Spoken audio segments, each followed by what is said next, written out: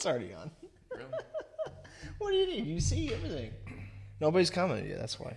Okay, yeah, but I don't see a count. You don't see anything. It was on earlier. Hold on. Pause. I don't see anything either. No one's commenting. Oh, there we go. Hi, Michelle. There we go. Comments. You're froze. What are you doing? Froze. Yeah, you need to go into your Facebook app. Yeah. There you go. Here we go. Bear with us for a minute, guys. We're Technical difficulties. trying to figure out Dad's phone. That's what happens when you get old. Oh, wow. You had to go there. I went there. What's up, guys? Melinda said, hey. Uh-oh. There we go. Michelle, cold northern Ontario, Canada, currently snowing. I saw that. A lot of you guys up there in the north are getting snow, which is great because I'm ready to snowboard. It was cold as hell here in Dallas today. Right, Dad? There you go. You got us up there. Yes, real cold. Yeah. Ohio's. You're not speaking to that. You're speaking to the camera. Yeah. You got to mute your phone. Got the one. Got it. All right, There you we go. got it. All right. Okay. Damien, what's up, man? Chris, what's up, guys? Tuning in from Vegas. That a boy. Chris, what hotel you staying at in Vegas? We normally stay at the MGM. Or, actually, no. Well, yeah, MGM or Aria. Kathy Crandall Miller. Hi, Kath. Kathy's on. All right. Yeah. Hi, Kathy. How you doing, Kath? Eric said, what's up from Delaware, Ohio, in the middle of a nasty cold front, drinking some. Oh, so it is cold up there in Ohio. That's what he's saying. No, can't be. He said he's in Delaware, Ohio. He said there's a cold front coming in. Oh, yeah, it's coming in. We're supposed to have, 50-mile-an-hour winds or something tonight. Yeah, so Jacob says it's almost 80 in Ohio right now. Almost 80. It's cold as shit here in Texas. Down here in Dallas, it's really cold, guys. It got down to, 49 this morning? Yeah. We had the storms blow through last night, and we woke up, went outside, and it's just been cold. Yeah, so it's been cold, and we just got back from dinner. We had a little guys' night. Girls had a girls' night out. We had a dirt bike. Dirt bike. Yes, I have a bad hair day because of that dirt bike trip. Yeah, so we I think I told you guys last week that Brody's we got Brody and the girls' little mini dirt bike, a 50cc dirt bike, Kawasaki, and Dad and I had to fix it because it wasn't running, so we had to fix the carb and whatnot, but we fixed it, and Dad and I decided to go strolling in it a little bit today, up and down the road. It's hilarious. We got some videos. Maybe we'll post it on the Whiskey and Winning Show. I think we should. We're a little oversized. Not on the show, on the page. We'll post it on the page or in the Whiskey and Winning Club group. It's hilarious. I mean, it's really funny. We actually rode with Brody in the front of us a few times. He loved it. He's just not ready. He's not ready yet. Not quite. He's getting there. He's getting there. He just doesn't quite grasp the whole throttle thing quite yet. He is also 4. He just turned 4 in July, so he's getting the hang of it. But got it running good. We did. We got it running good. We messed with the carb a little bit. It's good. I mean, it's an older bike. It's a 2005. It's a 2005 Kawasaki KDX50, which is a really good dirt bike for him and the girls to learn on. The girls picked it up really fast. Elena and Maddie just got on it, and within just a couple minutes, they were, they got the hang of the. What's interesting is, I didn't tell you this, they got a hang of the lower brake, of the back brake. Oh, yeah. Which is weird, because normally that's not the case. It's normally they get used to the front brake, but they got used to the back brake. And, so anyways. Yeah, that front brake could be pretty dangerous in a lot of cases. Yeah, you know what's interesting? I use the front brake more than I do the back brake. Really? When I'm riding. Yeah, it's just a habit. I don't know. I've learned to use them both at the same time. It's hard to, believe it or not, it's hard to do that. But bring that closer to you so they can. I have learned to do both of them at the same time. Yeah, there you go. Better? You got me? Yeah, they should be. Bring it closer to you, because see how close mine is to the face. I want to be able to hear you, because they're probably hearing you through my mic. Yeah, probably. I want to make sure, because you're not talking loud like you were a little bit ago. No. Yeah. You got your Harry Potter glasses on. I didn't realize that. Okay, now I knew that was going to come up. Okay, so the reason I have these on. All right, let's hear it. I can't. These are bifocals, and I can't see up close. And if I'm going to read this, because I want to see who's coming on. Hey, listen, especially some old school friends, like I saw. I got it. Yeah. And, sure. And I see, Melinda's on there, but I can't see that if I don't have these on. Yeah, no, I get it. You're getting old. It's cool. This is true. Yeah, it's true. Yeah. We're in all black tonight. Yes. Which is kind of funny. It's Halloween. We didn't plan it this way. No. It just happened to be this way. Right. You and your black turtlenecks, though, that's been a normal thing for a lot of years. growing up. That's Yes. what we made fun of you about. Yeah, was, yes, it has. In fact, I think you've been wearing that same black turtleneck since I was 2. Is that right? You know I'm right. It's probably the same one, isn't it? No, Yeah. I have 2 of them. This is the other one. By the way, everybody joining, hey, what's up? This is Whiskey and Winning, episode number 31. And this is my dad, okay? So dad and mom and grandma flew all the way down from good Ohio to visit us. Hi, Court. Courtney, is Courtney on? Yeah, Hi, Courtney. she's the good kid. No, that's fair enough. I'm not going to argue that point. Yeah, So dad. And Danielle's on. Daniel, I don't know who's Daniel who. That's our friends, Courtney and Tony's friends. Oh, yeah, I know Daniel. Hi, Now, Daniel. see, I couldn't read this if I didn't have these glasses on. Yeah, that's cool, man. But I knew I It's was all going to good. take some flack about it. But that's okay. Jacob said front brake is a fun way to see the front tire. Yeah, I see. But the thing is, it takes a specific touch. Now you can hurt yourself because Yes. if you get scared and slam on the front brake, you are going to fly off the bike, which has happened to me once, and it's happened to Joel too. Joel really hurt himself when he did that. Yeah, but, that's hi, Jessica Geiger. Yeah. Hello. Oh, Tony. Polar Bear's on. Polar Bear, PB, what's up, man? PB. Polar Bear is my brother-in-law. Courtney is my sister. They're watching from good old Ohio. Yes. Teresa, she did make it. Hi, Teresa. What's up? She said hello. When are we doing the Pappy vertical tasting? Whenever you bring it here, man, because I can't find that shit anywhere. This David Verno, he's a bar owner up in Shitty, New York. Oh. Yeah. So, but he's got a shit ton of whiskey, like a crap Lots ton of of whiskey. drinkers and He sent me the McKenna 10-year I got back here, which is a really good bourbon. So, yeah, man, listen, I'm ready to do a tasting. Fly down here to Texas because I sure as hell ain't coming up there to New York. Tony said, take a drink, Terry Spencer. he knows what's going to happen. Kyle said, watching from Boston. When does the drinking start? Man, I guess we're just going to have to. Pretty soon. Donnie Schultz. Hey, Donnie, what's up?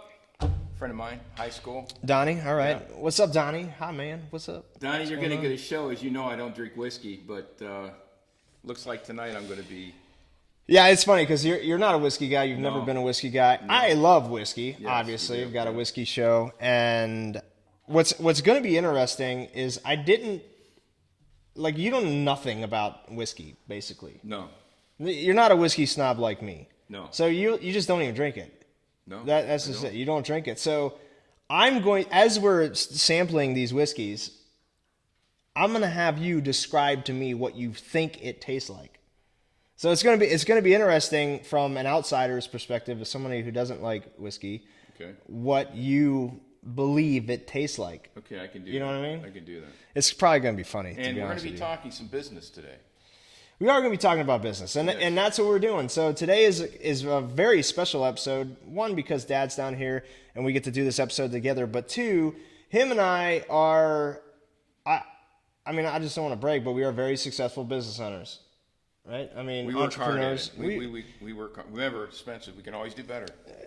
No, I'm just saying, but we've had success with our businesses, and everything that I've learned has been obviously from you and experience, and what you and Mom and experience, and Grandpa and Grandma too, and experience. And I feel like there's a lot of, I wrote a success book, for goodness sake. I wrote 2 of them, but I think there's a lot of things that we can teach people about entrepreneurship, especially right now in this insanity that's happening. There's no better teacher than making the mistakes yourselves, and we've made many.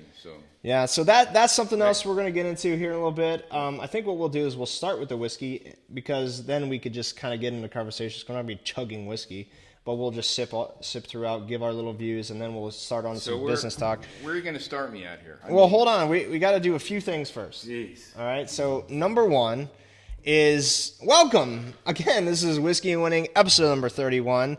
We are glad that you guys could join us on a Thursday night, and we couldn't do it last night because it was, for those of you who saw on Facebook, it was Melinda and my 9-year wedding anniversary. So we went out, we hung out a little bit, we had a really nice dinner down in downtown Dallas, then we picked up Mom and Dad and Grandma from the airport, and it was just too late. There was no way we could do the show last night, and the week before I was traveling, so...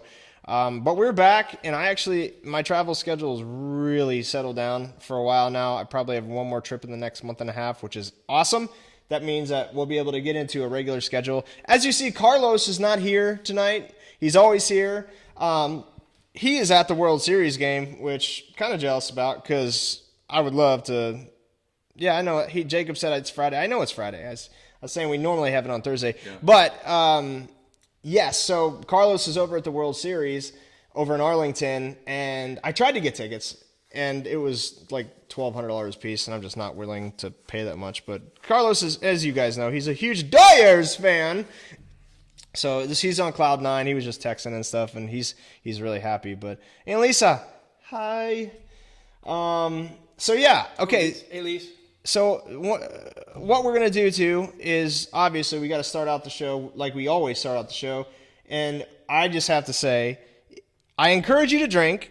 Okay, we're gonna encourage you guys to drink with us.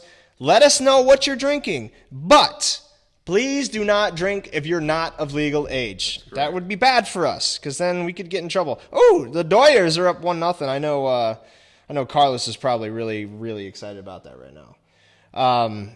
So yes, please do not go out or grab your drinks if you're not legal age. That would be awful. I don't want to get in trouble.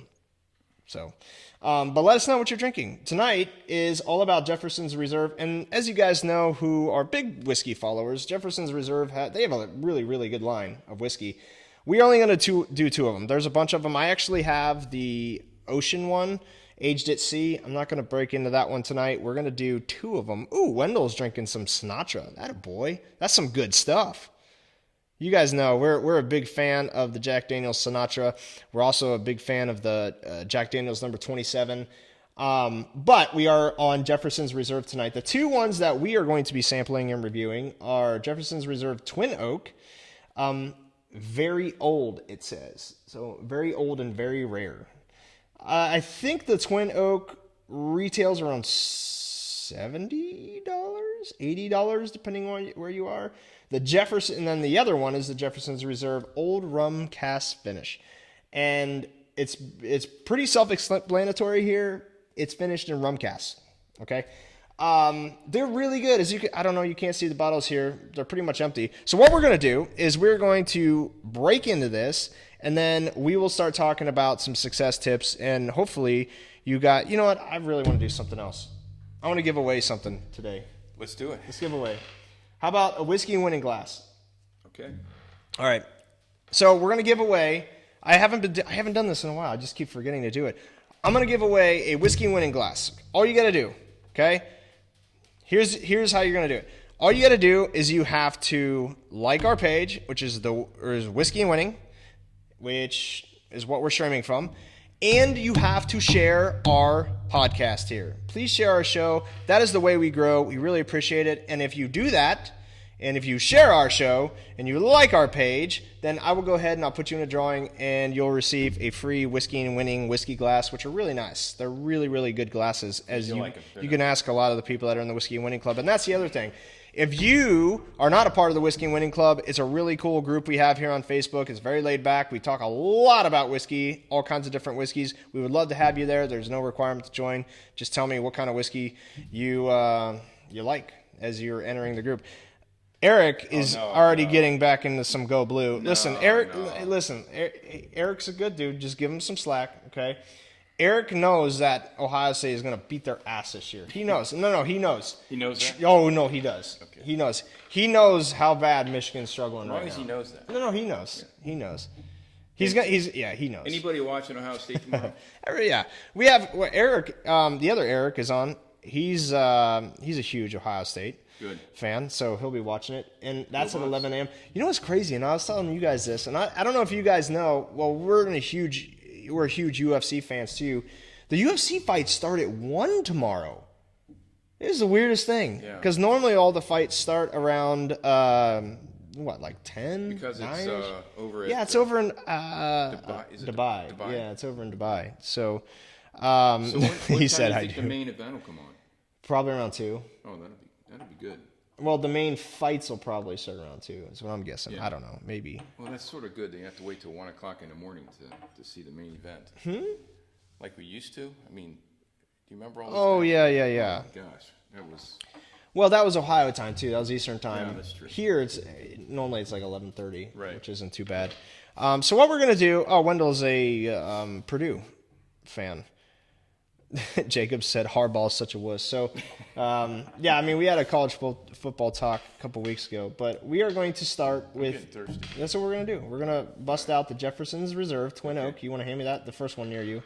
What are you eating nuts while we're doing this? Well, figured. you know, candy corn. It is Halloween, so and I love candy corn and peanuts. So I'm sorry, but I got to do this. Smells awesome. Okay, so this is the Jefferson's Reserve Twin Oak, as you guys can see. Oh, sort of. Okay, Jefferson's Reserve Twin Oak, and we're just going to have some of this. Jacob Miller seems to think that I'm going to get pretty funny if I drink, which is not true, Jacob. Oh, what is this? That's the ice that I put in there from your What do refrigerator. you have in there? What do you? No, that was the ice. You want me to change it out? I got to change it. Oh man, at least rinse that out. There's like floaties or something in there. That's the ice that you gave me that I put in there. Oh, that's gross, man. Yeah, you don't want that. You're the second person this week who has admitted to eating candy corn. Yeah, Dad loves candy corn. He loves peanuts and candy corn, and he'll eat this whole damn thing. Well, Tony said you like nuts. That's true. That is true. Like Polar bear? Polar bear. PB. Polar bear. Just remember, life can get rough on you. Still got water, Behave. Man. It's okay. It's all right. Throw some in. Okay. You know, for the record, I hate whiskey. Can't drink it because I get migraines. So all right. This really isn't. None of this is going to be fun. So you want my opinion about it, right? Yeah, I want your opinion. We're going to put this in the center of us so everybody can see what we're drinking. Okay. So this is Jefferson's Reserve Twin Oak. All right. Okay. So I'm going to go ahead and I'm going to let you, because there's three different parts to reviewing and sampling whiskeys. Okay. The first part is the nose, which means the smell of it. So right. you have to smell it, kind of bring it in, let it go out your mouth. All right. I hear you. So like when you're smelling it, open your mouth, you know what I mean? So it opens up, you're going to get the full smell, the full aroma of it. Right. Then the next is the palate, which is just basically you're drinking it, you give what it tastes like, and then at the end they call it the finish. So you're going to initially get a specific taste with the whiskey, and then normally it gives off and it finishes with a different taste. So the first is the nose. What do you smell? Actually, and I know this sounds silly because I watched your show before, but to me, it's like a sweet smell. Sweet. Right or wrong? I get some sweetness to it for sure. Yeah. What do you think the sweetness is, though? I have absolutely no idea. See, it's a really light sweetness, so maybe like an apple? Could be. I don't know. Can you guys hear us okay? Can you hear Dad okay? I just want to make sure that the microphones, we tested them before, but Dad's talking really low. Dad was talking loud. You. What's wrong there, Papa? Can I get a Diet Dr. No, come on. So, but what else did you get? Like, what kind of smells did you get from this? It's sweet to me. Sweet. Okay, so I think it's like light apples to me. That's what it smells like to me. A little bit of apples. Yeah, maybe. I can't pin it down. Do you get any oak? Because it's called Twin Oak. I get a lot of oak. I was just going to say that it actually has like a seasoned wood kind of smell to it. Yeah, like a woodiness to it. Right. And you get the oak, maybe a little bit of vanilla. Chris says we sound real low, or I do maybe. I don't know.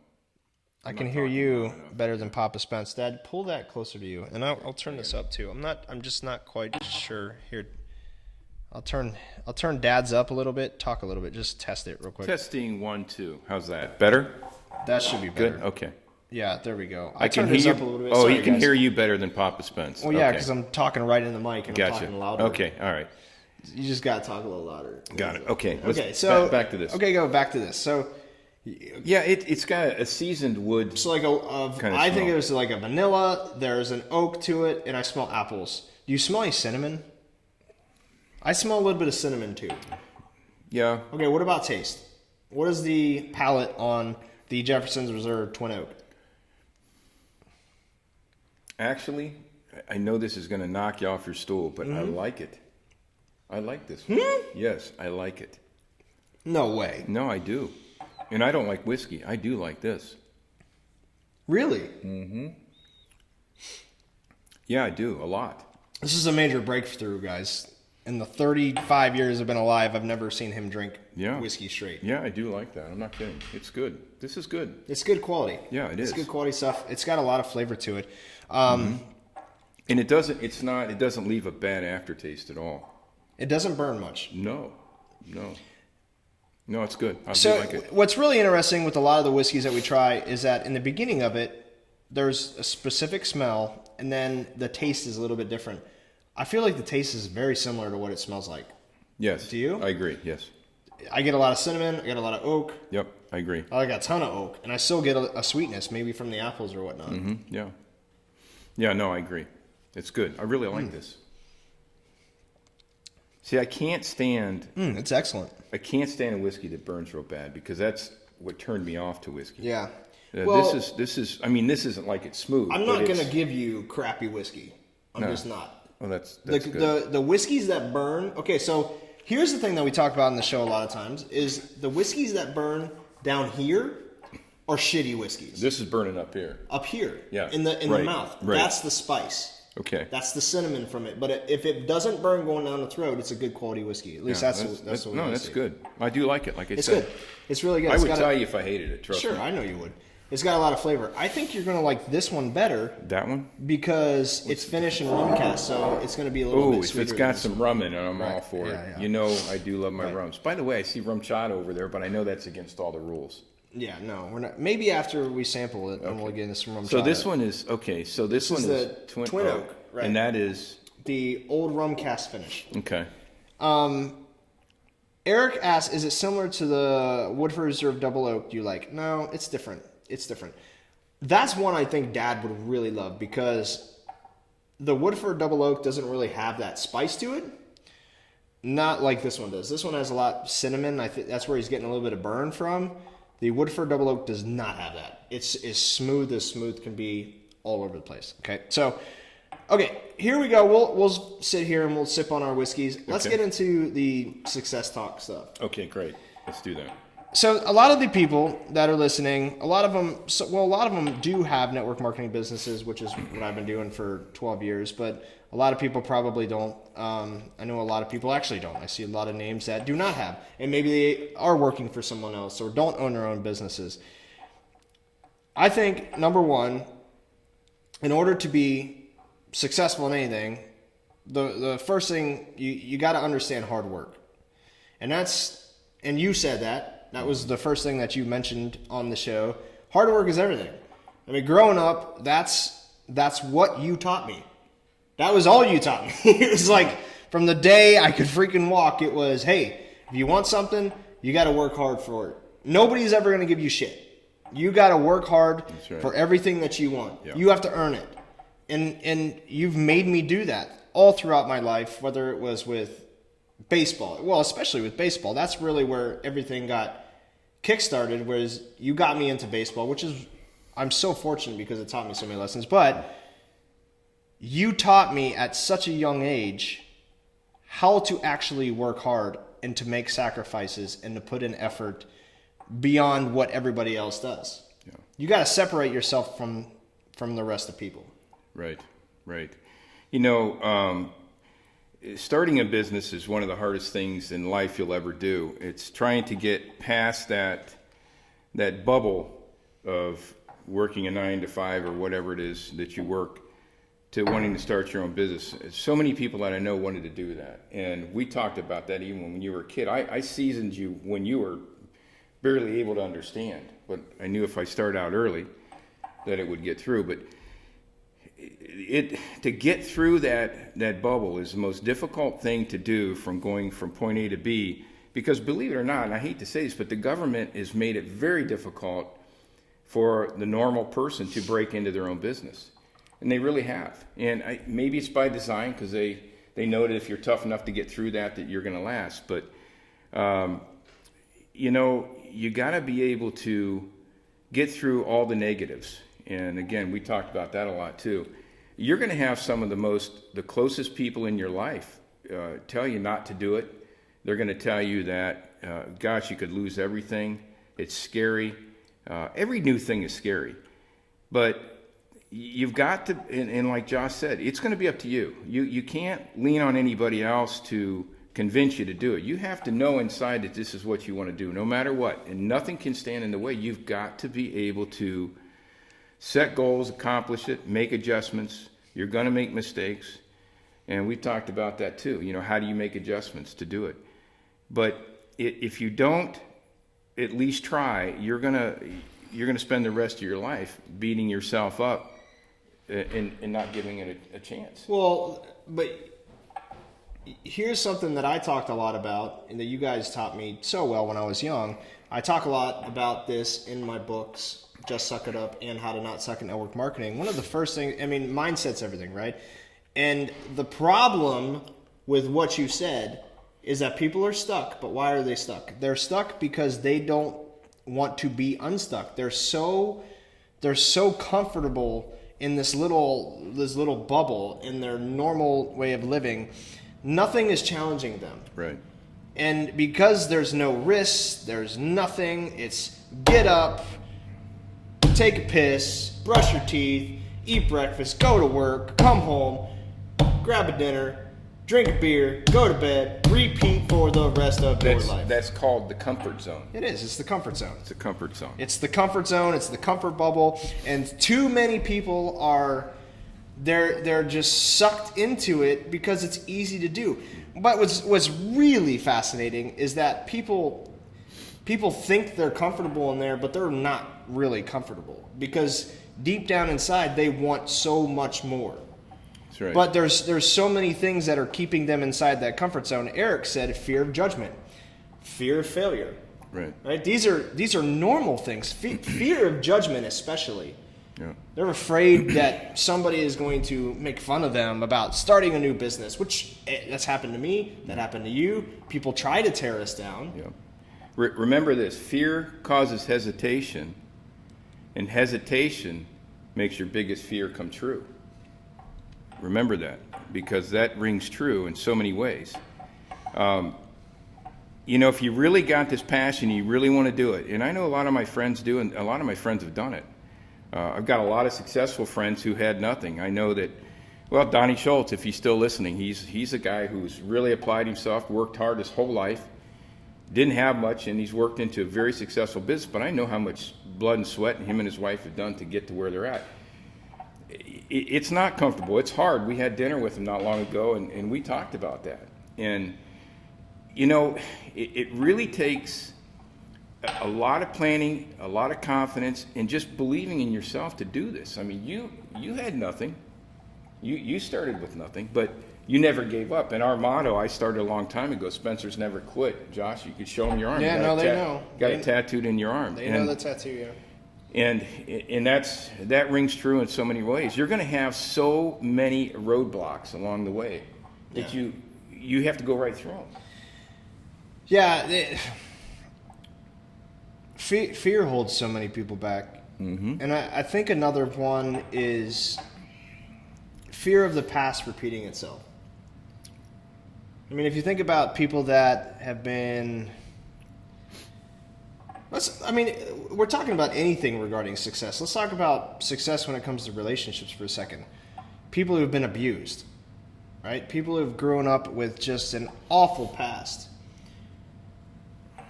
They are so afraid to do... They are so afraid... It's weird because a lot of people who have been abused, and I know this is backed up by statistics, a lot of people who have been abused, they end up in abusive relationships. They're so afraid to branch off and do something different. But what they don't understand is the only way for things to change is for you to do something different. That's right. The only way for you to get out of an abuse cycle is to go out and find somebody who's different than who you grew up with, right? Yeah. And I think that's what a lot of people do is they go and they keep going after what they're so familiar with. They're scared of the past repeating itself, but they're so they're so scared to do something different that they don't care. They're just stuck in this comfort zone, which allows the past to repeat itself. Well, nobody wants to fail. I mean, nobody does, because, then all of a sudden the people who told them not to do it, they're right, but see, the thing about failing, and I've done it many, many times, I always made it a positive thing. I always made notes. I always wrote it down. I still have my book on it, on all the things that I felt I failed at. So I took those items and I turned them around and I made it better. And I found out a resolve to make those failures never happen again. And it's burnt in my brain now. Right. And then I came up with ways. And one big tip that I'll give to everybody right now if they're thinking about doing this, and I live by this, if you're going to get into business, especially brick and mortar. Now let me back up a little bit. Brick and mortar business is when you have a building and you have trucks, you have inventory and all those things, insurance and all those liabilities you got to take care of.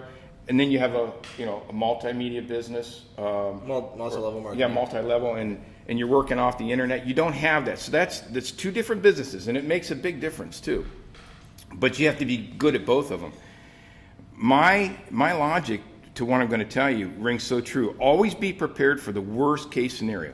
Always be prepared. And it rings true today because of the pandemic that we're going through. But my theory was I needed to be able to make it for 1 year in a business.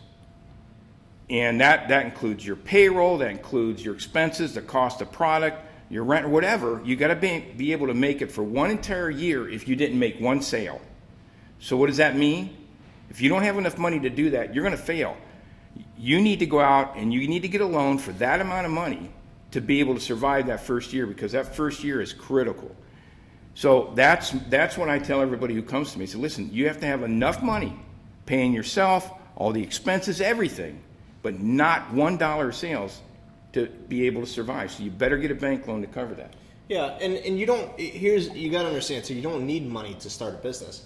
You can borrow money. There's all kinds of different ways, whether it's a bank loan or whether it's an angel investor. Most of us don't have. Well, that's what I'm saying. Yeah, so, that is, most people don't start with anything. We all started with nothing. Right. We just built it and just figured it out as we went along. But you're right, failing. And somebody mentioned a book called Failing Forward by John Maxwell, or Jacob said Fail Forward. But there's a book called Failing Forward, and this is basically what he's talking about is, in order for you to move forward, you have to fail repeatedly. But, and as I talk about in my book, Just Suck It Up, and what you guys taught me was, when you fail, you embrace it. And that was the biggest problem that I had early on in my baseball career, because, and by the way, you played a part in that. You were hard on me. Yeah. So you made it to the point, and we could talk about that in a minute, but you made it hard for me because when I did fail, you got upset with me. So that made me fear failing again. Yeah. And I didn't tolerate excuses. You didn't tolerate excuses. No, don't that's tolerate very excuses. true. No. But as I grew older, you realized, well, we had a you remember, I know you remember this. We had a deep conversation. Yeah. There was a very real conversation that we had probably when I was 14 or 15. Yeah, and if you remember, I had a song that went along with that. It was sort of our theme song. The Meet Me Halfway. Meet Me Halfway. I remember. And that was by Kenny Loggins. Yeah. And we sat down and talked. And I asked you, I said, Josh, you got to meet me halfway here. We did, and we worked it out. And I just told you, I said, listen, I can't fail forward. Because I'm too afraid of failing, because I just want you to be proud of me. And when I failed, I didn't feel like you were proud of me. And I know you were, but that's the way it came across for me. Right. So I was afraid of striking out or afraid of making an error in the field because I was afraid that we were going to get in the car and that you would be not proud of me. Yeah. So when that shifted and we had that conversation together, then all of a sudden you stopped. You backed off. You really backed off. But perfect example right there of what we're talking about in business. Him and I could not even be talking today, but we made adjustments not only in life but on our relationships. We made that adjustment. I wasn't completely right. He wasn't completely right. He wasn't completely wrong, and nor was I. We made an adjustment, and we got together again and became a team. And that rings true in everything. Yeah. Everything. And then once that happened, I was able to play, just kind of relax, and I was able to figure things out a lot more because I wasn't worried about you being upset with me. Right. And that was the turning point. It really was. It was the turning point in my baseball career, because then I went on to get a scholarship to play in college. Yeah. And by the way, there were a lot of things that I still failed with. My anger was one of them. Beating my own self down when I failed was another thing. Not just him doing it. I did it probably way more than he did. Nobody harder on us Spencers than ourselves. And I learned that was one of the other things. That was a huge failure for me, especially when it comes to sports, because if you are hard on yourself in sports, you're going to just keep beating yourself up over and over and over again. You're going to keep failing. You have to learn to embrace the difficulty, embrace what's going on, calm your freaking self down. Yep. Another adjustment. Adjustment. And then make a quick adjustment. Absolutely. And everybody has to understand, it is okay to fail. We've been raised in a society, and you know this, we've been raised in a society that says you should not fail. You shouldn't do it. Right. You should avoid failure. No, that's the complete wrong approach. That's so wrong. You need to embrace failure. Yeah. Don't run from it. Don't hide from it. Don't fear from it.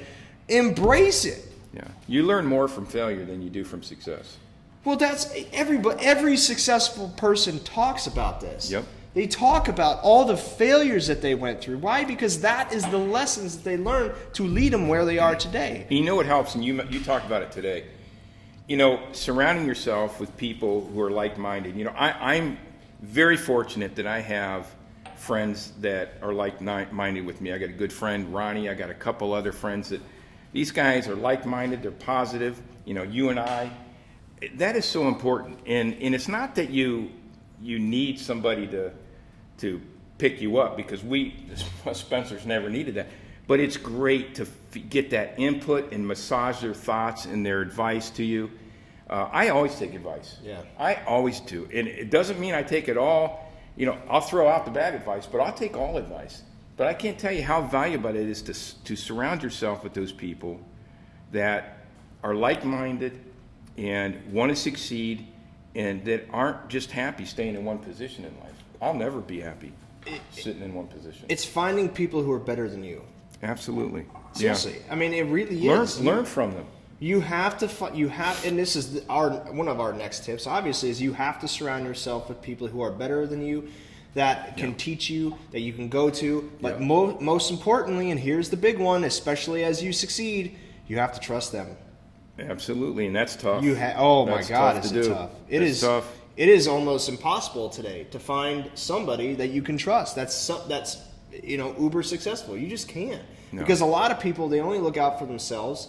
They don't care about you. They don't care about, and they will use you, for God's sake. They will use you any way they can and manipulate. It's sad, man. It's sad. Just remember, those people who are talking you down in your failures and tell you shouldn't do this, you shouldn't do that, that's too big of a risk.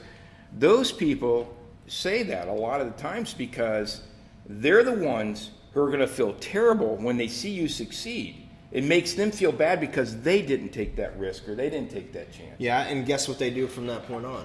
Yeah, they tear you down. It's pretty clear, yes. They tear you down even more because we've both been through that. Well, they want to bring you back down to where you were. Yeah, that's right. Not where you are. They don't want you there because now you guys are growing apart. Right. They want you where you were. Right. It's sad, man, and I've seen this happen with many of the relationships of mine.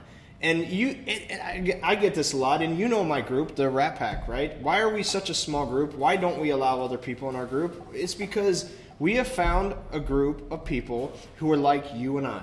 They are people that are motivated. They want to succeed. They want to better themselves in all aspects of their lives, not just with business, but with relationships and everything else. With their kids, everything. They want to be better. They always want to be better. But at the same time, I trust them as much as I trust you. And that's it. And this is our group, and we push each other to become better, just like you and I push each other to become better. So if you look at who we always surround ourselves with, it is a very small group. Yeah. It is a very small group, and it'll always stay that small. Mm-hmm. Because we want to be around people who want to make us better, who aren't going to tear us down, who aren't going to use us for something. That's it, man. And I know some of you out there watching are probably thinking, "Well, wait a minute, is this business advice?" Believe me, this is some of the best business advice you'll get. Business advice, life advice, everything. Yeah, everything. Because, you're going to need support sometime. You're going to need somebody to bounce ideas off of. You may have a brilliant mind, but that doesn't mean that your ideas can't be massaged with other opinions. And I truly believe in that. I do that all the time. Yeah. You can ask my friends. They'll tell you. It takes, I think another tip that we're getting into here is it takes a hell of a lot of humility to be successful. Yeah, we know Grandpa. Grandpa used to tell us, Grandpa stole. First of all, always take the high road. Yeah. Always be humble. Never get cocky. Never get cocky. Never get cocky. And never think you're the best. No. Ever. Because you can always do better. You can always learn from somebody else. Yep. And the one thing I remember too, I talked, one of the talks I had with him before he left us, the biggest, most important thing to him was, how did people remember him as a humanitarian more than anything else? His legacy. Yep. Did people think that he treated them good? Did they respect him? Did they think that he was really a nice guy to them all the time and really tried to help them? That was so important to him. More than his business history was, ever. Well, that's everything. Yeah. He always said, take the high road and be humble. And I try to remember that every day. Because if you're not humble, then what are you? Yeah. I'm humbled every day. I'm humbled every day. Because the good Lord does his job at humbling me all the time. And me too. All the time. I think about it all the time. And I try to better myself with every day that I get up. That's the only way to do it. And that's one of the things that, especially from Grandpa, that I learned at a very young age. And I'm very fortunate that I was able to learn that at a young age, because at 22, in the network marketing world, I shut my mouth. Yeah. I mean, I just got to a point, well, not 22, because I was kind of arrogant when I started, but maybe 24, when, a year and a half or so into the business, I shut my mouth and I started listening to those who knew more than me. And that was when I experienced the most growth in my business, is when I just put my ego to the side. Yeah. And that's hard to do, because it's hard. Most people, especially for us. when you learn a lot of things, you want to blurt it out there and try to help people and blurt it out. But again, there's another old saying, right? Shut your mouth, open your ears. How important is that? There's always something to learn, especially in the there really is. Business, and by the way, what was this he said to me here? I have to. John? Yeah, John. I want to say hi, Matt Mitra. What's up, buddy? Yeah. So, John, believe it or not, I'm not a big smoker. Once, twice, maybe 3 times a year, I'll have a cigar. John, let's clarify that real quick. John, no, cigar. John, oh, man. I got to tell you something, buddy. I didn't smoke it, but guess what came in my suitcase to this trip? I've got it. So can you finish that so we can? Yes, I'm gonna. And then we'll oh, there you go. Then we'll move on to the next one, and then we'll talk a little bit more about success. Okay, here you go. Some successes. So the next bourbon that we are going to. Oh, man. Next bourbon we are trying is the Jefferson's Reserve Old Rum Cask Finish. Sorry, that's okay. Cough over you. I'm trying not to. This one obviously is finished in rum cask. It's called Old Rum Cask Finish. It is a really good one. I think Dad's really gonna like this one. Oh, this is a hand-selected bottle. I didn't know that. I don't know. This is a Total Wine one. Ooh, this is cool. This is a hand-selected bottle. This is good. Okay. Yeah. Anyways. Ooh. Wait till you smell the difference. Hello, Fran Wood. How are you? I keep looking at that instead of the camera. Sorry, guys. It's okay. All right, so I know the routine now. Yes, you know the routine. I'm going to check this out. Again, this is Jefferson's Reserve Old Rum Cask Finish. Okay, not nearly as spicy. No. Ooh, you know what? You smell rum instantly. Yes, and I'm going to tell you, it may sound silly. It just smells smoother, like it's going to be a smoother whiskey to me. Am I right? Not as spicy, for sure. Yeah, it probably would be. It's finished in the rum. It's going to take away a little bit of the spiciness to it. You could definitely smell the rum. It's crazy. Maybe it's Yeah. the molasses or And the sugar I am cane. a rum guy. You are a rum guy. I'm a rum guy. So like a molasses, a sugar cane, like a what do you think? A brown sugar maybe? Yeah. Yes. Absolutely. And some caramel. I smell a shit ton of caramel in this one. Yeah, you're better at catching that than I am. But yeah, you're right. Oh my. That is smoother. It's smoother. Mm-hmm. What are you tasting? What's the palate? Well, on this one? there's a small trace of spice in it. Not as much burn, but it is smoother. There's no question this is a smoother whiskey. It's really good. It's good. I do like it. Now, I'm going to be honest with you. I don't know if you're supposed to do this, but I think that on the rocks would be great. It would. So when you put ice on it, it's really preference. But when you put ice on it, it actually brings out the flavors even more. Well, that's what this needs. I think that would be even If better. if you would grab an ice cube, you would tell the difference. That's actually a good idea. Let me see if there's a little ice cube you can put in there. Okay. And then you can see the difference because it's really fascinating when you put it on the rocks. Here, Heather says that she would love it, right, Josh? What Heather Durr says that. the whiskey? I guess so. Yes. I'll read some of these while you're there. Fran says girls who drink whiskey have good stories. That's probably that's just not going to happen. That's Break it. not going to happen. Break it on the table. There are rules in life, and this is one of them. Just break it on the table. There you go. Okay. Whoa! Look out! Look out! Smash it everywhere. It's all right. It's okay. We got it now. There you go. Oh, this is really going to be good. All right, here, just throw that. Nope, Okay. I don't care. Oh, all right. I don't care. Okay. I don't Oh care. goodness. Is Mimi making a cameo? So I don't Heather know. is the neighbor you guys are gonna meet. Oh, okay. Maybe tonight or tomorrow. I don't know. Okay, when good. you come Looking over. forward to it, Heather. Yeah. So hold on. Just switch it a little bit. Switch it a little bit. All right. Now take a sip of it and tell me what you think.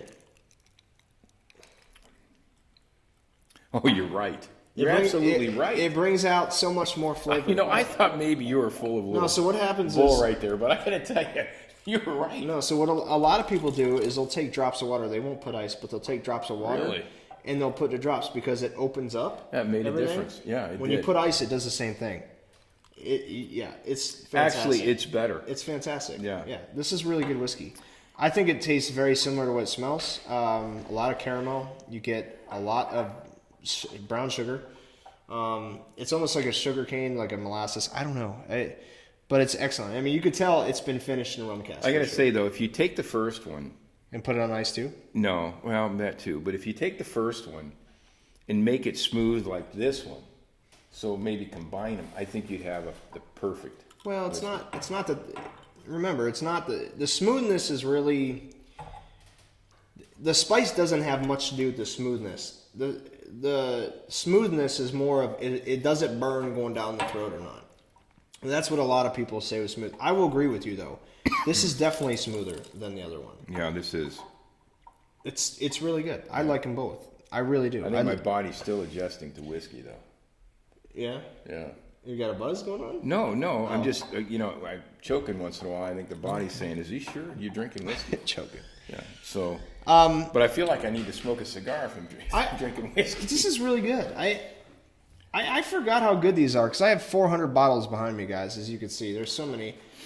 I'm honestly afraid that my walls or my things are. Oh, Mimi's coming. Come on, Mimi. Mimi, come Come on in on, here. Mimi. They want a cameo. Come on, Mimi. Get in. Mimi's coming in. Get This is my between us grandma, there, guys. Mimi. I know, I just got a Come over here. say got a hi. Here, message. look at the camera. Say hi. Hi, This is my Jacob. grandma. There she is.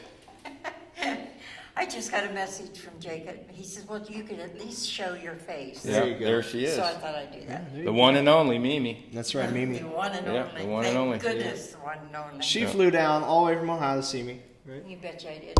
I'm so glad you're here. But she flew down with me She because did. she wanted to be with me. She did. But I see you every month now. Yeah, I know.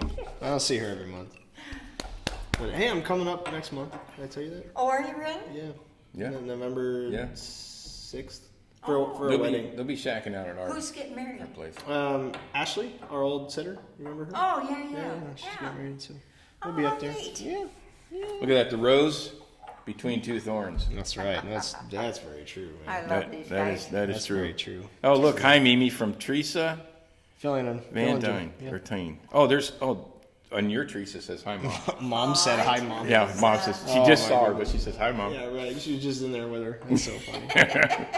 Yeah, I was just in the house. I asked how cold now, wet is it outside? Yeah, it's cold, but I think they've stopped definitely raining. It cold. did stop raining. We were just talking about Grandpa. Oh, Jacob Miller yeah? says, Mimi. Hey, Jacob. We were talking about his integrity and his humility and his willingness to put everybody else before himself and just to help people. Yeah. Yep. Courtney says hi, Mimi. Hi, Cord. Yep. This lady here is married to one of the greatest men I've ever known, Mr. James Stoll.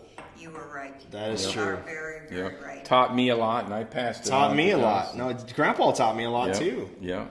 I talk Oh, about that's that right. all Yeah. the time. Yeah. He Yeah. taught me a lot. And anything he taught me, I passed on to you. You did. So you got a double whammy. I know. Yeah. I just wish he was here because he would sit here and do this with us. Oh, absolutely. And he'd make some crude joke or something. Oh, yeah. right? Oh, Yeah. oh boy. Yes, he would. He probably So you guys want to know where I get that? That's from Grandpa for sure. Oh, Yeah, and sometimes you heard it so many times it was like, okay, it's not funny Yeah, anymore. but it is funny because he says it, and then he laughs at it, or he used to laugh at it. And then Oh, man. everybody laughed at me because I'm going, oh, not Yeah, again. Jim. Oh, Jim. Yeah, Jim. Oh, Jim. Oh, man. Well, I'll let you guys go. All right. Have a great time. Thank you for Yeah. Well, Okay. thank you for that. Coming up. Listen, unsolicited Yeah, that's appearance. great. That's Yeah, great. I'm well, telling you. Jacob pushed. Oh, Jacob did push. Bye, That's right. Jacob. Yeah. Oh, look at that. We know where you get your good looks, Josh. That's true. Yep. Mimi. Get it That from is Mimi. very true. It That's ain't for right. you. That's for damn sure. No, that's pretty evident. Yeah, no, we know that. Yep, Yeah. no doubt about it. And I never did Ugly ass. win any awards of good No, looking. That's hey, for sure. no. So where were we? That's getting better, by the way. Is that ice melts? Yeah, it's great. Well, it's really taking good. down the proof as well, so you'll notice that that takes down a little bit of the burn because as the mice melts, Is the mice melts? Yeah, as the ice melts, Yeah. obviously water is getting into it, so the proof is going to come down too. So, anyways, so we got. Well, it's 8:00. Let's talk a little bit more about success. Okay. I don't want to finish up. How about with, questions? Let's take a couple questions. Hey, that's a really good. Anybody idea. have questions about business? Is thinking about going in business? Have a question about Yeah. what to do? Or Success. Yeah. Is Yeah. anything about success? throw How it to be out there. Successful. Here's your chance to ask. Yeah, And ask you right got, now. You got Dad and I sitting here, and we'll answer any questions you got for the next 10, 15 minutes. What we could do now, though, while they're sitting there, while they're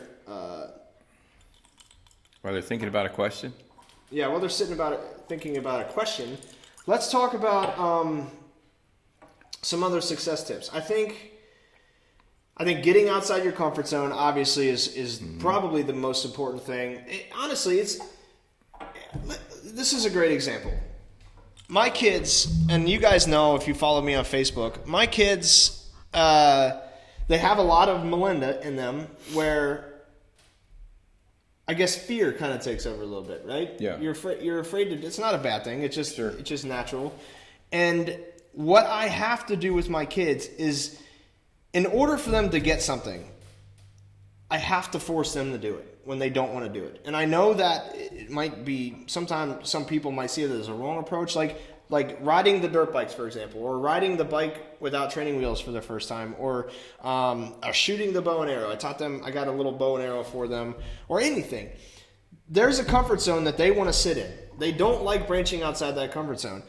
I do everything I can to, one, encourage them, but two, to force them outside that comfort zone. Because once I know that once I can get them outside that comfort zone, and they understand that they finally understand that what is uncomfortable is actually not that uncomfortable. Once they can just get a little bit of that, Yep. and that's it.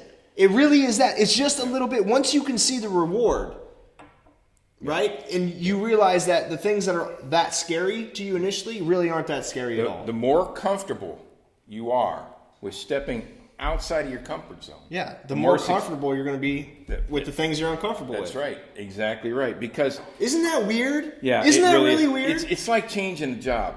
Nobody likes change. Nobody does because of fear. Fear sets in. But if you just force yourself to do it, sometimes it could be a lot of times it's the best move you could ever make, as long as you evaluate the situation correctly. Right. You just have to evaluate it. It's like, it's no different, because you guys know I'm a huge snowboarder. I'm a huge dirt bike rider. I mean, obviously I got these tattoos on me. You guys haven't seen my new one yet. I just got it the other day, but I'll show you guys next week. But it's no different than going up a super steep hill or going up a rock face, right? Where you look at this thing and especially as a newer, you just look at it, you're like, oh my God. It looks bad. So scary. And you just, all that goes through your mind is, oh my God, I'm going to flip the bike, or, I'm going to fall off. I'm going to really hurt myself. Yeah. But the thing is, and I did this. I did this on my last trip with Mick. Mick's crazy mofo when it comes to dirt bike. He's been dirt biking for so many years. This guy will do whatever he can. He will do whatever. It doesn't even matter what it is. He'll just do it. And he's almost 50 years old. He would just go and do whatever without any fear. And I decided to follow him on this last trip we were on. And it was only because I was uncomfortable doing it. I was literally sitting on my bike and I watched him go up and down these rocks that are just like this, right? And I'm like, oh my God, man, I'm going to hurt. And I just sat there for a second. And I just said, well, here's one of those times. In order for me to do this, and if I want to become good at it and comfortable with it, the only way for me to do it is actually go out and do it. Go and do it. And you know what I did? What'd you do? I went out and did it. Yeah. I didn't want to do it at first, but you know what? I literally just got on my bike, and I followed him. I watched his line. I did what he did, and then I did it. And you know what was weird? Well, not weird, because I know the outcome. When I got done with it, I looked, I'm like, that really was not that hard. Yeah. It was not that hard. Yeah, and you know it's funny. The fear. That was the biggest part of it. It was the fear of it. I'll add something to that to put it in more perspective. So, from a distance, that hill looked astronomical. Mm-hmm. But did you notice how when you were starting to go up there? Because I've dirt ridden since I was a kid. Yeah. When you started going up that hill didn't seem quite. It didn't seem as steep. It didn't seem as steep. Now, if you can take that and put that in the focus of all your life situations. Think about that. Yeah. That is a good lesson. Things look a lot worse than they will be when you try it out. Yeah. And if you can get past that and follow that trail and follow that line, before you know it, you've done it. We got a couple questions, Josh. Okay.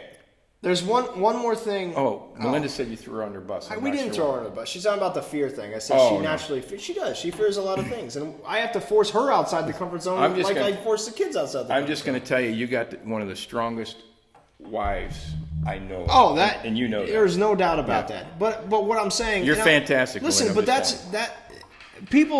happens to people. Yeah. A lot of people, that's just a natural reaction for them is they fear. It's just like... Babe, it's like getting your license or going on the highway driving for the first time. It's so scary until you actually do it. Right. And then once you actually do it. But I had to force her to do it. You know what I'm saying? It's not a bad thing. No. And I had to do the same with the kids. That's why Brody is able to ride on 2 wheels on his bike right now. And he just turned 4. And he can ride it like a pro. Why? Because he told me, he looked at me, I don't want to do this. I don't want to do this. I'm scared. I said, you're going to do it. I said, I believe in you, buddy. You can do this. You just have to do it. Out of the comfort zone. And I forced him to do it. Right. And the same thing with Elena. The same thing with Maddie. You know what I mean? Yep. And that's what it's all about. So, okay, here you go. What's the first one?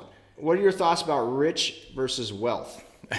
So that comes down to, having your money work for you. Right? That's the difference. Because a lot of people who are rich are just sitting there on a shit ton of cash. Yeah. Right? And a lot of people who are wealthy have businesses that are providing just additional income. They have investments, they have properties, they have all these other things that are outside that are constantly providing additional sources of income. And don't forget, some people are okay with being rich and some people aren't, and some people want more. You know, which I don't want to jump off a little bit, but I'm going to.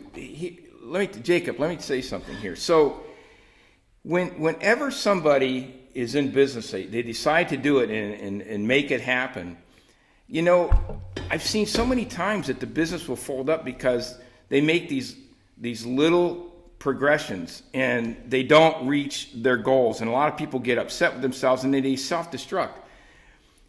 If you just take the little things that you do accomplish and be happy about it and maybe massage it and do what you have to do to get those bigger accomplishments, you'll be in business 5-10 years from now. But so many people don't give themselves enough credit for what they've done.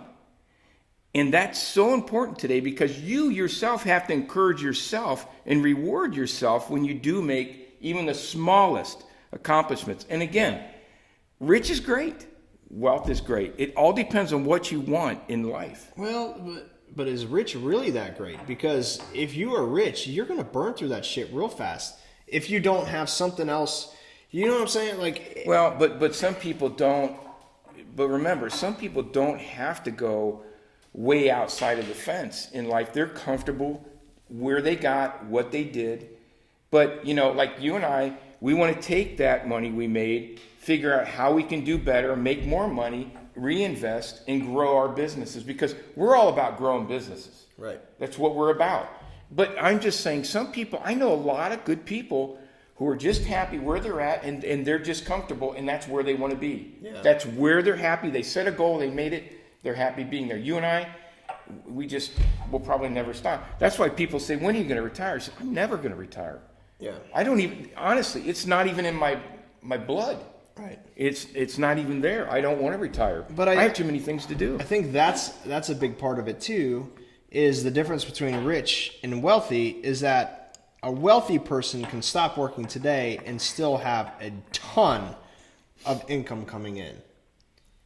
Well, you can still do that with being rich too.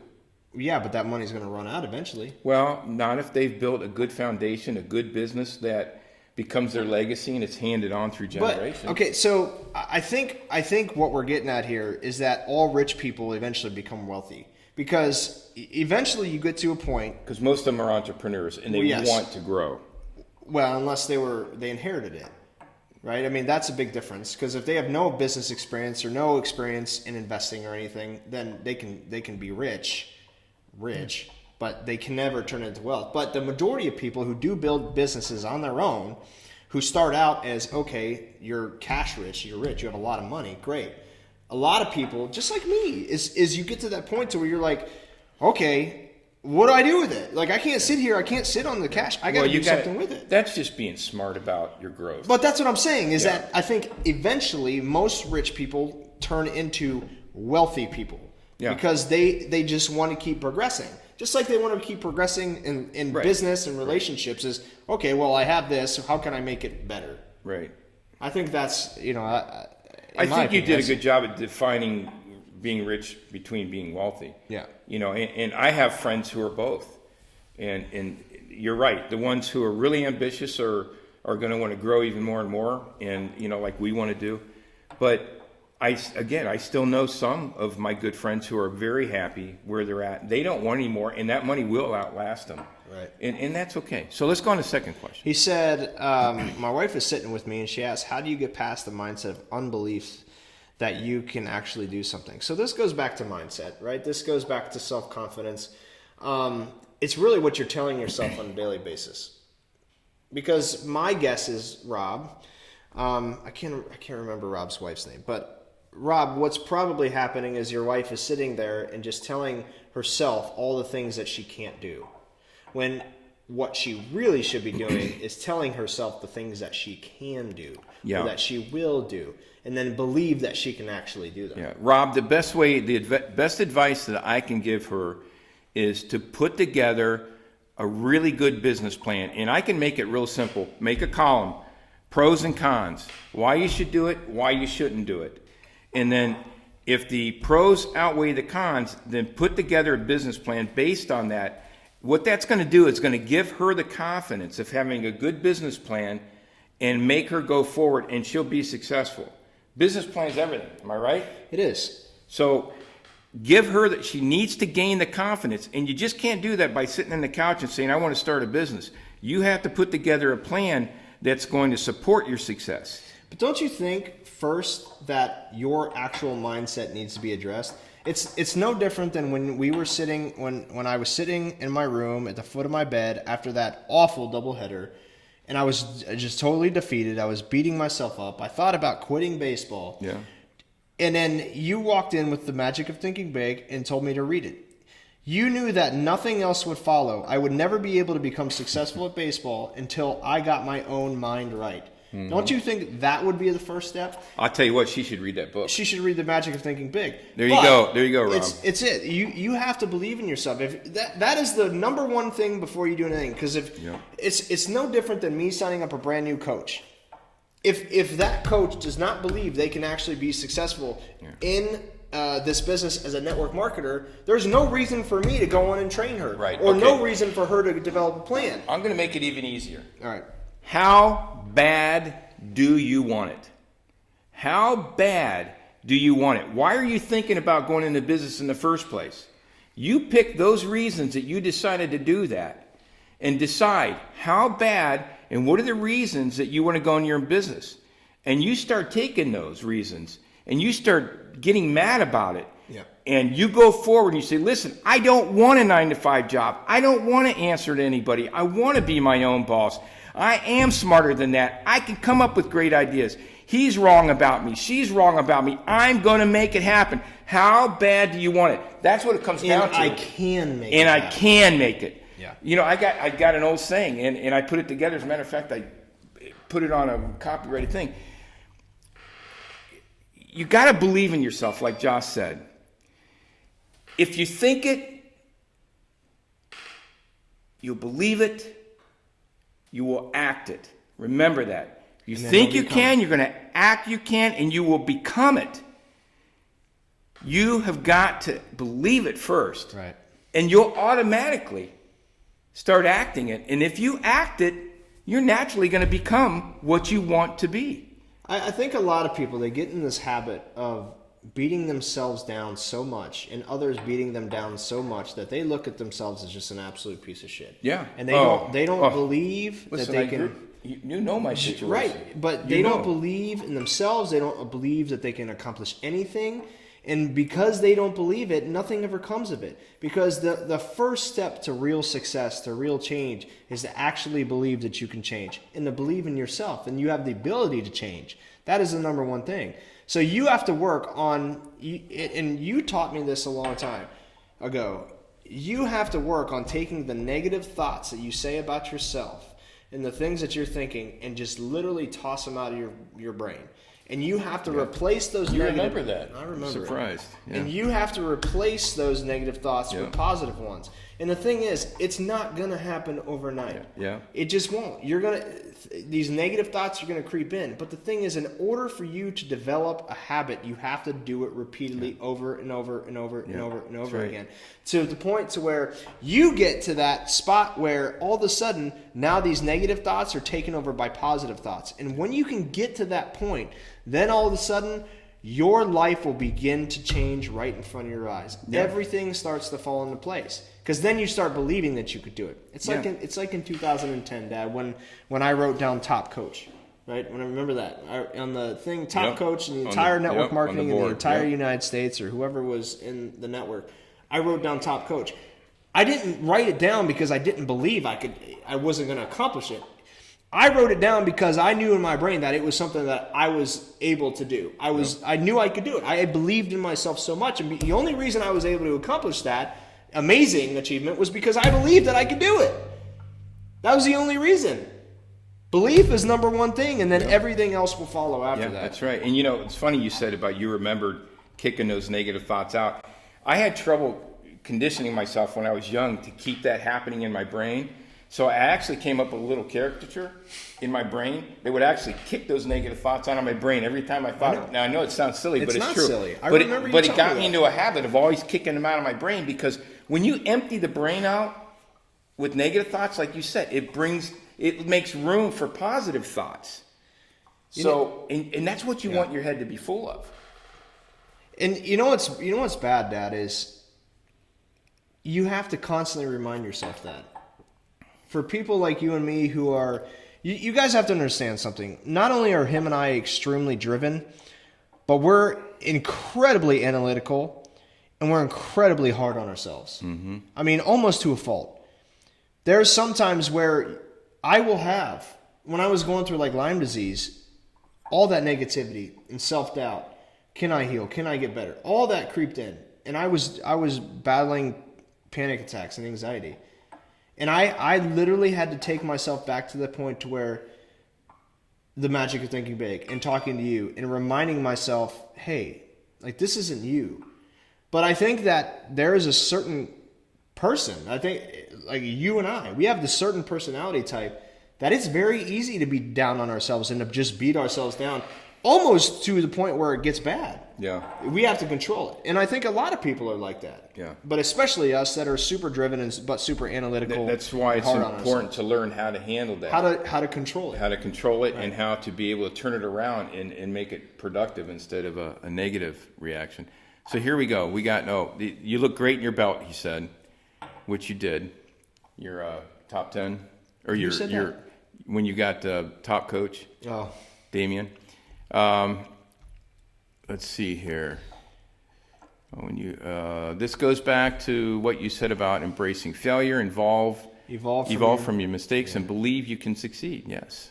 Who's going to win a football game tomorrow, Huskers or Buckeyes? Oh well, come on. Who said that? Craig? Jeez, Craig, come on, man. Craig. Buckeyes are 26-point favorite. Craig, who's your team? Come on. Can we turn you into a Buckeye fan? Come on, let's go. Right now. Let's do this. You can be a Buckeye fan. You too can be a Buckeye fan. So I think that's good. We've been going for an hour and 20 minutes. I think that's good. There's a World Series. This is fun. I think it was great. This is fun. I wish you next time you come down here next month, we'll do it again. Yeah, it's great. Great to spend time together, and great to throw out any kind of advice. If we could help just one person, right? That's gain enough confidence to go forward. I mean, it's. Well, hopefully somebody got something out of this. I hope you guys I hope you shared this tonight because this is probably one of our best episodes in terms of giving advice and stuff like that. I love this is the winning aspect of Whiskey and Winning. It really is deep. It's deep. It's deep. That's what she said. By Sorry, the way. yeah. That's what she said. I'm just saying that because Carlos normally says that to me. I know. So. I cleaned it up. I cleaned it up a little bit around. Bill Price said hi, Terry. Oh, Bill. Hey, Bill. Hey, buddy. How you doing? Nice to hear from you. You gotta talk to the kid. Yeah, I know. You talk to your phone. I'm talking to my phone. Hey, Bill. Bill, all right, guys. By the way, Bill was a great business partner with us when we were in the food industry. Bill was a true leader. He was. Yeah. He I feel like I knew Bill him. Price was the leader of a group that they put together to help us buy in bulk, and they had with Grandpa. Yeah, and I feel like I met Bill Price. Grandpa at that time. He assigned me, and I was with Bill a lot, and we would buy just huge truckloads of things that Bill had put together, and he came up with some fantastic ideas. So Bill is one of those guys, a very positive, successful leader, very great guy. Cool. So great guy. Okay, guys, we really appreciate you. Again, please share this episode. I think this will help a lot of people. I really do. Yep, I hope so. I think it will. Hope so. Last thing I want to do, I always rate our whiskeys from 1 to 10. Oh boy, I don't know if I can help. Listen, well, I know. I'm just saying. You're gonna have to do it. I'm gonna have to do it. So what I will do, I love both of these. By the way, I really did. But they were both very they're very different, but they're very similar. I like them both so much. I would probably rate them an 8 or an 8.1 out of 10. That's what I would give them. I think it was really good. Really good. I forgot how good these were. I like whiskey now. Wait, and I didn't. If you like these, wait till you have some on the top shelf. I didn't like them before the show. You're going to like them. So thank you guys so much for tuning in. Again, if you shared this episode, we're going to put you in a drawing to win a Whiskey Winning glass. You still have a chance to share. So please do so. You can tag your friends below. We'd love to help them out. But make sure you go and follow Whiskey and Winning. And we do have an Instagram, which is obviously just called Whiskey and Winning. And we have a group here on Facebook that is specific for whiskey lovers like you guys. And it's called the Whiskey and Winning Club. Just search it in the Facebook bar and we will add you. Request to join and we will add you. So you guys have a good rest of the night. And as Carlos would say, deuces! Great fun, guys. Thanks. See you guys. That was fun.